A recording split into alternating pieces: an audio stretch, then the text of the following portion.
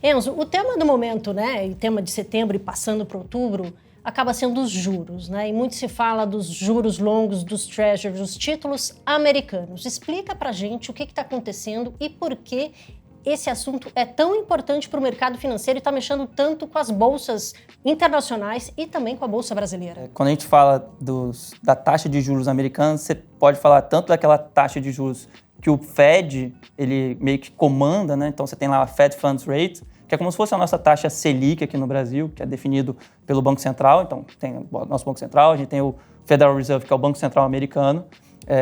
Então o Federal Reserve ele define qual é a taxa básica dessa ponta curta.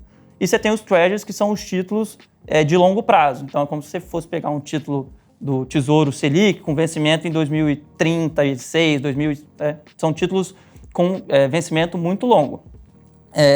Então, essa parte do Fed, ele meio que determina se vai aumentar ou se vai reduzir os juros, e o mercado, diante desse movimento do Fed, ele vai estimar o que vai ser a taxa de juros ali na frente, negociando esses títulos, comprando ou vendendo. Aí você tem a questão de que a economia americana está num ritmo de economia muito mais forte do que era imaginado no começo do ano. Então, se a gente for lembrar, a perspectiva no início do ano é que a economia americana enfrentasse uma recessão ao longo de 2023.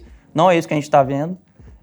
Consequentemente, se você não tem uma recessão, provavelmente você tem uma inflação mais forte nos Estados Unidos.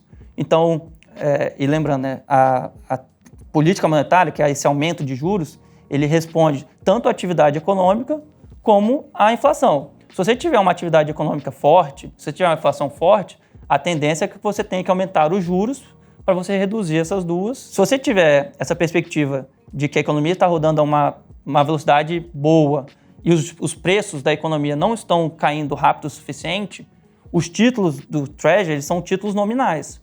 Então, a partir do momento que ele está pagando 4% e minha perspectiva de inflação são 2%, então é como se você tem um título pagando um juro real, que é o que baliza os investimentos, né? Você tem que olhar o juro real, não basta você olhar só a taxa de juros nominal. Porque nada adianta eu ter um título que tem 4% de juro com uma inflação de 4%, que eu estou ganhando 0% de juro real.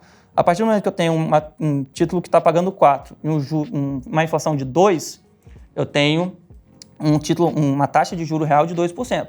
Se essa inflação for para 3%, para eu voltar a ter meu 2% de ganho real, esse título vai ter que passar a pagar 5%. Então hoje a gente está vendo esse título caminhar ali próximo dos 5%. E quando a gente analisa, né, o juro real, ele até está num nível historicamente alto, né, se você for pensar no passado recente. De novo, a gente for lembrar, até pouco tempo atrás, a taxa de juros dos Estados Unidos estava próximo do zero. Então, o investidor não ganhava nada e hoje ele já está ganhando um juro real positivo. Então, é por isso que você viu esse ajuste na taxa de juros. Aí você me pergunta, mas o que isso tem a ver com as ações, né? Ações americanas, ações internacionais ou ações brasileiras? Porque essa taxa básica, ela baliza todos os investimentos ao redor do mundo. E aí também a gente tem que pensar de uma maneira um pouco mais objetiva. Como eu falei, até pouco tempo atrás a taxa de juros estava no zero. Então, os investidores eles assumiam maiores riscos, porque entre comprar uma taxa de juros, um título com taxa zero, ou comprar uma ação que ela pode se valorizar 10, 15, a ação não tem determinação, né? A ação pode valorizar como desvalorizar. Então você viu os investidores correndo atrás de risco. É o mundo que não tinha alternativa, né? O famoso TINA, There is no alternative. Agora, com a taxa de juros no 5%, você tem uma alternativa. Você não precisa mais correr atrás de ativos para eles talvez se valorizarem lá na frente. Então você acaba tendo também além dessa questão da precificação dos ativos, essa questão mais objetiva. Então por isso que você vê toda essa precificação, toda essa queda, né, recente nas bolsas internacionais.